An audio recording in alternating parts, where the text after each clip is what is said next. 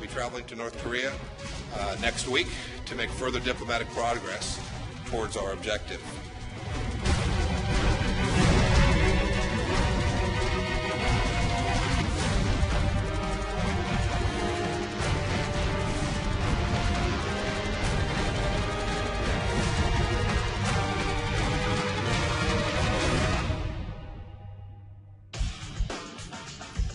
러시아 극동 시베리아 지역에서 지금 러시아군의 대규모 군사훈련이 진행되고 있습니다. 그런데 이 훈련에 러시아군뿐만 아니라 중국군이 대대적으로 참가한다는 소식, 저희 뉴스탑10에서 지난주에 전해드렸었는데요.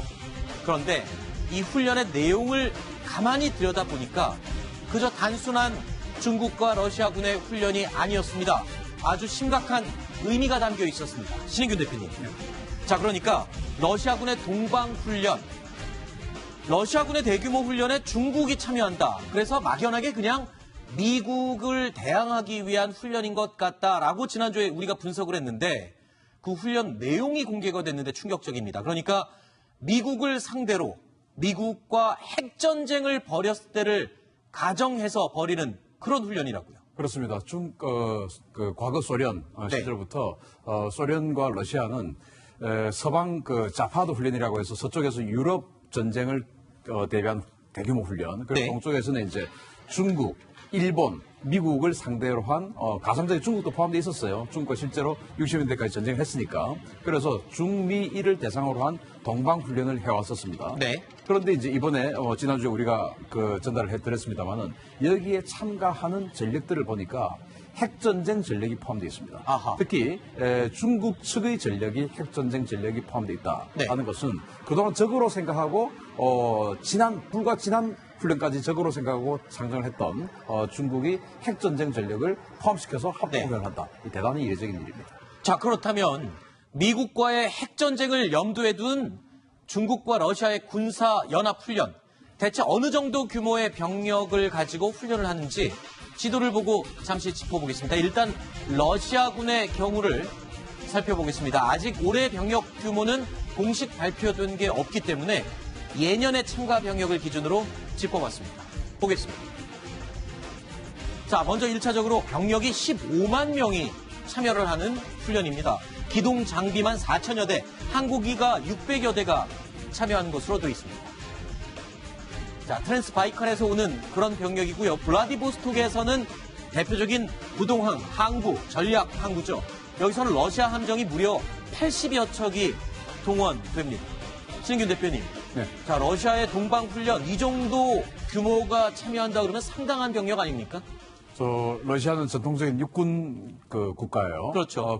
보면은 이제 기동 장비가 4천여 대라고 되어 있는데, 네. 그 4천여 대가 어느 정도 가면은 우리 한국 육군의 전체 기동 장비 숫자하고 거의 비슷한 겁니다. 아하. 그러니까 이게 15만 명의 병력에다가 군단급 이상의 병력에다가 기동 장비라고 하면은 어떤 장비들을? 탱크, 장갑차, 자주포, 아하. 이런 기갑으로 된 걸 기동 장비라고 해요. 네. 그래서 그런 걸 4천여 대. 예를 들면 우리 한국 육군이 탱크를 2,300대 정도를 가지고 있거든요. 네. 그리고 장갑차를 또 한 2,000여 대를 가지고 있어요. 그러니까 우리 한국 육군이 가지고 있는 모든 탱크 장갑차를 다 합하면 4,000여 대인데 네. 그만큼을 동원하는 겁니다. 그러니까 이 러시아가 여기에 얼마나 큰 전력을 동원하는가를 알 수가 있죠. 그런데 궁금한 게 있습니다. 지금 블라디보스톡에서 보내는 러시아 함정 80여 척 훈련하는 위치를 보니까 우리 동해와 매우 가까운 곳에서 훈련을 하게 되거든요. 왜 하필 동해에서 훈련하는 거죠?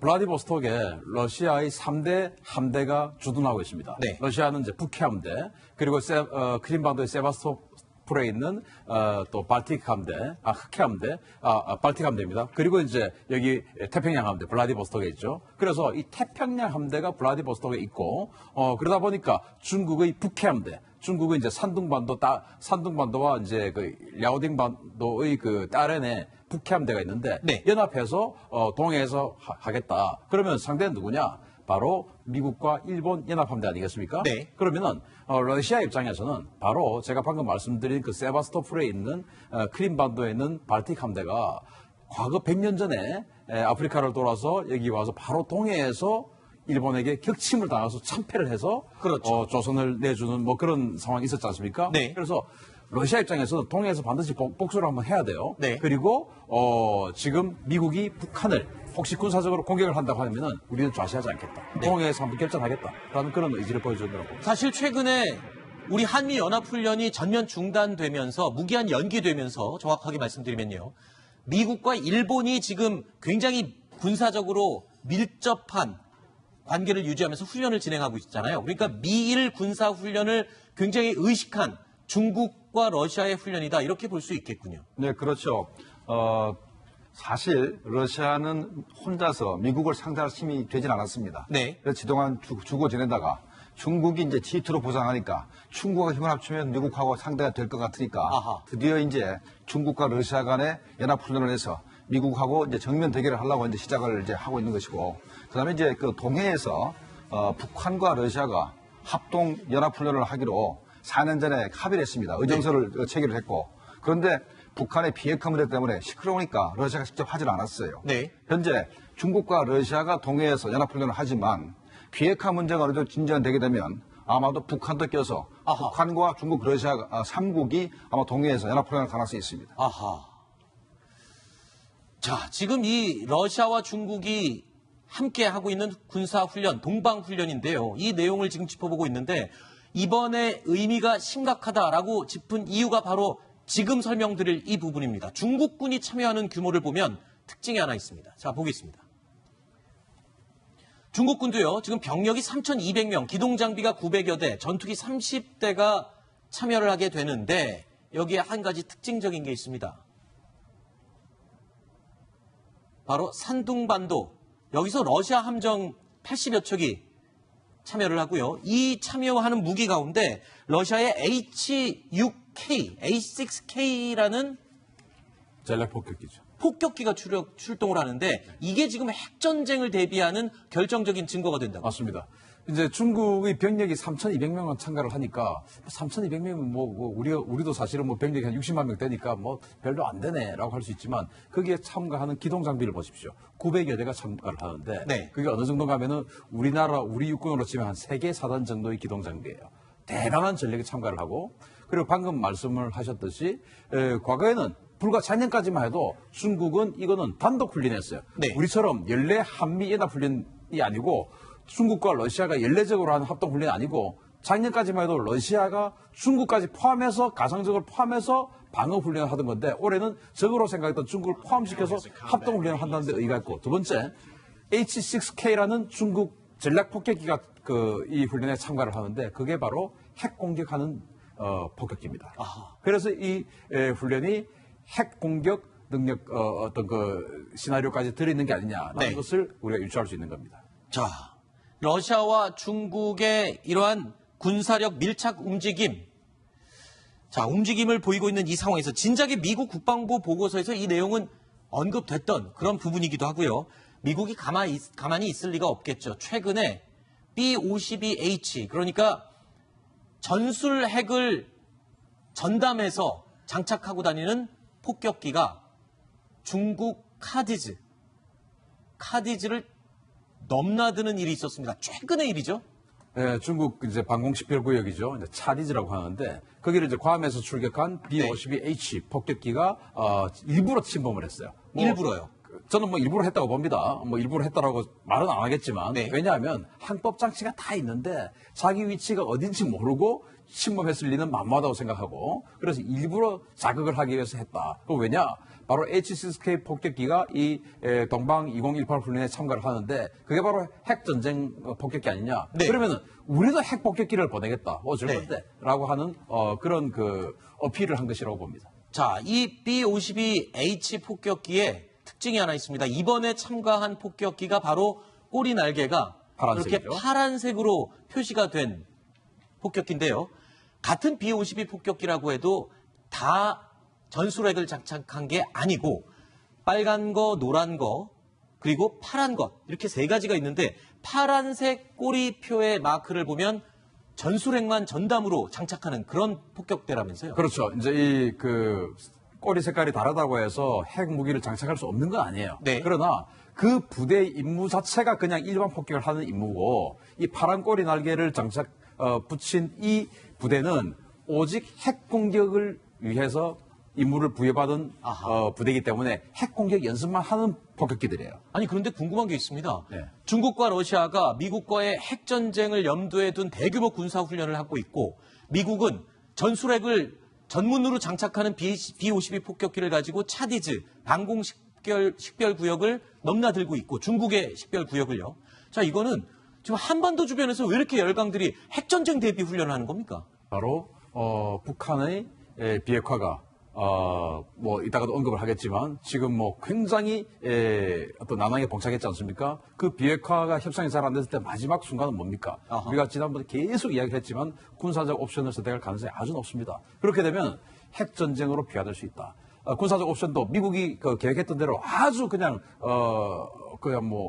다른 어떤 그 변수 없이 딱 끝내면 한 2, 3일이면 끝날 수 있겠지만 네. 변수가 생길 수도 있다. 그 변수는 바로 러시아나 중국이 하는 저 동방 2018훈련 가만히 있지 않겠다라는 거 아니겠습니까? 네. 그러면 미국도 이 핵 폭탄 또는 핵 미사일이 너희들한테 갈 수도 있다. 네. 라는 그런 압박을 하는 거라고 봅니다. 자, 지금 한반도 주변에서 열강들의 대규모 군사훈련 심상치 않은 의미를 담고 있습니다. 이 점 지금 저희가 짚어드리고 있는데요.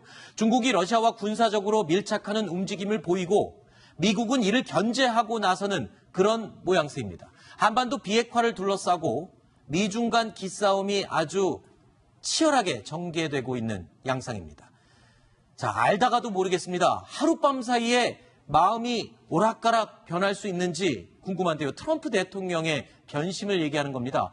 트위터를 보면 답이 나옵니다. 사실상 대놓고 중국을 저격했다 이런 얘기가 나오고 있습니다. 그러니까 폼페이오 국무장관의 방북을 하루 전날 발표하고 다음 날 트위터로 취소를 했습니다. 근데 이유가 중국 때문입니다. 그렇습니다. 이번에 아주 두 가지 이제 트윗을 연달 올리면서 두 가지 아주 중요한 점을 지적했는데 첫 번째는 비핵화에 충분한 진전이 없다 이렇게 말했습니다. 이 얘기는 6.12 북미 정상회담 이후 처음으로 여태까지 늘 비핵화 협상이 잘 되고 있다 이렇게만 얘기했는데 처음으로 스스로가 이제 인정한 겁니다. 비핵화가 정말 아무런 실체가 없이 지금 흘러가고 있다는 본인이 인정한 거고요. 그 바로 배후에 중국을 지목했습니다. 중국이 예전만큼 비핵화를 돕고 있지 않다 이렇게 얘기를 하면서 결국은 지금 이제 구구절에 시진핑의 방북 예정돼 있지 않았습니까? 결국 북한에게 다시 한번 뒷문 열어주는 중국의 모습에 대해서 굉장히 이제 트럼프 대통령이 직설적으로 아주 언급을 한 거기 때문에 앞으로 굉장히 또 한반도 비핵화 국면이 급진전되고 있는 상황입니다. 네. 네, 현재 트럼프 대통령이 중국에 대해서 뭐라 그랬냐면 중국이 북한 비핵화를 돕기 때문에 내가 무역 전쟁을 더 빨리 할 건데 지난 동안 참아왔다. 그런데 중국이 현재 비핵화를 방해하기 때문에 무역 전쟁을 할 수밖에 없었고 그래서 중국이 북한을 비호하지 않으면 그때 가서 북한과 다시 회담을 하겠다. 네. 라고 현재 이제 입장을 이제 밝혔지 않습니까? 네. 그리고 이제 그러니까 근데 중국은 현재 북한 비핵화를 방해하면서 이 북한 비핵화를 가지고 문제를 가지고 미국하고 이제 무역 협상에다 써먹으려고 하기 때문에 네. 그것을 차단하기 위해서 미국이 이제 선제 공격을 했다고 봐야 될 것이고 네. 그다음에 이제 재밌는 거는 이렇게 중국을 공격하면서도 트럼프 대통령이 북한과 협상 여지를 계속 남겨둔다는 게 김정은하고는 계속 대화하고 싶다 이런 얘기를 했어요 또. 그건 왜 그런다면 말이죠. 현재 트럼프 대통령이 너무나 김정은을 좋게 얘기했기 때문에 네. 이제 와서 김정은을 다시 욕할 수도 없는 그런 상황이라고 생각이 됩니다. 그렇군요. 사실 6.12 북미 정상회담을 앞두고 5월 달에 트럼프 대통령이 회담을 취소하기도 했었어요. 그런데 그때는 이유가 북한의 미국을 향한 말과 태도를 문제 삼은 거였는데 이번에는 좀 상황이 다른 것 같습니다. 중국을 끼어서 얘기를 했기 때문에 그때랑은 상황이 좀 많이 다른 거죠? 네, 맞습니다. 그 당시는 이제 북한 당국이 부통령을 향해서 무슨 아둔한 얼뚝이라든지 상당히 이렇게 미국의 당국자들을 이제 비판하니까 트럼프 대통령이 발끈했고 한 번에 이제 레버리지를 활용한 것이죠. 그래서 싱가포르 회담에서 나름대로 많은 걸 얻어내는데 이번에는 아닌 게 아니라 중국을 끌어들여서 지금 같은 북한과 중국을 한데 묶어서 좀 공격하는 그런 기미를 보여주지 않습니까? 따라서 이거는 북한이 이제 핵무장을 할 때도 살기 위해서 했고 또 이번에 비핵화를 하는 것도 살기 위해서 하는데 결국 두 개 다 살기 위한 생존을 위한 거지만 미국이 이렇게 나올 경우 과연 북한과 중국이 어떻게 뭔가 좀 이렇게 결별을 한다고 할까 그런 걸 미국은 기대하면서 묶어서 공략을 하지만 아마 그렇게 쉽게 미국의 의도대로 북한과 중국은 제갈 길을 가지 않고 아마 더 똘똘 뭉치지 않을까 이런 예상이 됩니다. 네. 지금 모양새를 보면요. 원래 비핵화 협상은 트럼프 대통령은 계속 비핵화를 위해서 김정은을 설득해서 비핵화를 이룰 목적을 가지고 있었습니다. 그런데 지금 분위기가요. 대화 상대가 김정은이 뒤로 물러서고 이제 시진핑을 움직여서 비핵화를 이룩해야겠다. 그러니까 좀 달라진 것 같습니다. 김정은을 설득하는 게 아니다. 북한은 이제 부수적인 문제가 됐고 원래 제대로 된 비핵화를 이루려면 시진핑을 잡아야 되는구나. 이런 식의 지금 결정을 한 거잖아요.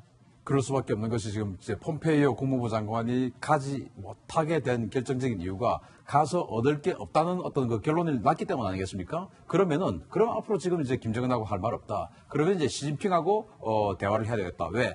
지난번에 4.27 정상회담 그리고 6.12 싱가포르 정상회담 이전까지 중국이 협조를 제법 잘했기 때문에 북한이 대화의 장으로 뛰쳐나왔다는 말입니다. 그런데 지금은 미중 간의 무역 전쟁을 하고 있기 때문에 잘 안 될 것이다. 그러면은 우리는 중국이 더 이상 버틸 수 없을 만큼 압박을 계속해야 되는데도 계속 북한의 뒤를 봐줄 테냐. 그러면서 앞으로 아마 구구절에 시진핑 주석이 북한에 가는 것조차도 네. 굉장히 아마 미국이 어떤 그 신경을 날카롭게 네. 걷어세울 것 같습니다. 지금 어느 정도 예민해진 상태냐면요.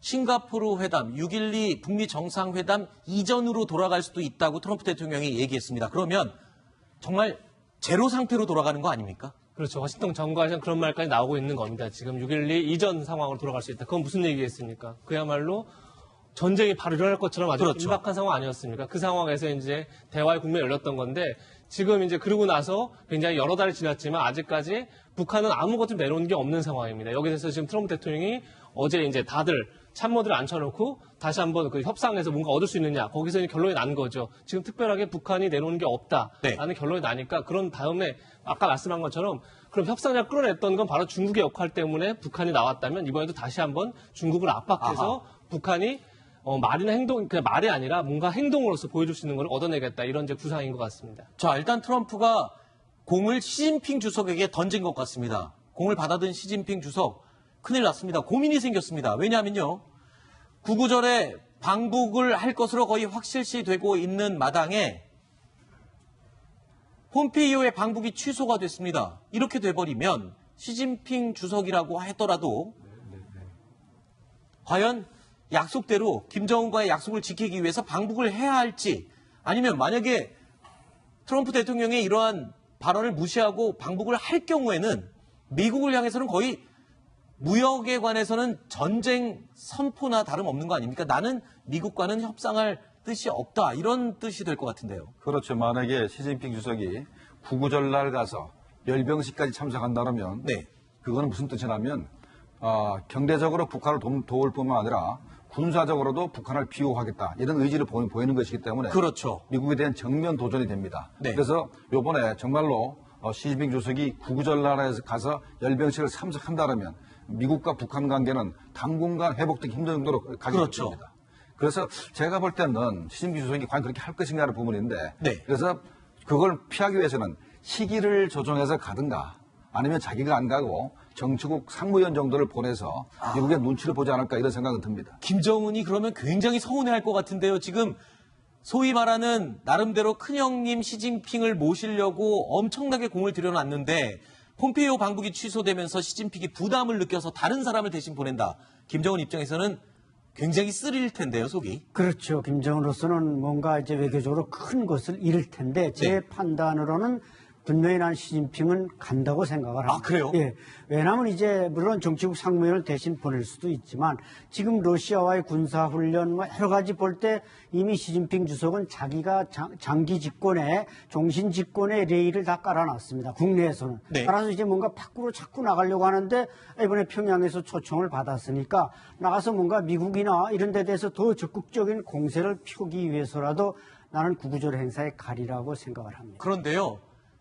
북한의 노동신문 보도 내용을 보면 조금 황당한 내용이 보도가 됐습니다. 보도 내용을 보면요. 아래 나가고 있습니다. 지금 노동신문에서는 이런 내용을 보도했습니다. 그러니까 미국의 법이 중국의 반발을 자아내고 있고 그리고 또 미국과 중국의 분위기가 지금 심상치가 않다라면서 마치 강 건너 불구경하듯이 뭐라고 그랬어요? 이게 무슨 나몰랑 화법이라고 그러나요? 속칭? 그러니까 원래 이 주인공은 지금 장본인은 북한 김정은인데 비핵화를 두고 미국과 중국이 저렇게 싸우는 걸 보고 쏙 빠져서 아니 저 사람들 왜 저래? 라는 이상한 화법을 지금 구사하고 있네요. 네, 제가 볼 때는 이제 노동신문이 비교적 좀 객관적으로 저걸 평가하려고 하는 의지는 있지만 이제 미국의 이제 그 말하자면 국방수권법이라는 걸 드러내가지고 거기에 대해서 중국이 반발하고 있다. 그러면서 이제 결론 부분에 가면은 아무래도 중국 쪽으로 치우치는 네. 이런 그 해설을 노동신문이 이제 싫은 겁니다. 그렇기 때문에 북한으로서는 지금 뭔가 중국에 대해서 이번 시진핑 주석의 방북이 무산될까봐 걱정하면서 또 그렇다고 트럼프를 너무 자극할 수도 없고 그런 상황에서 저런 해설이라는 걸 내보냈는데 비교적 중국 일관 편견이 아니라 좀 중간에 서려는 그런 의지를 아직 피력하고 있습니다. 네, 아까 제가 속칭 나몰랑 화법 뭐 이렇게 말씀을 드렸는데 네.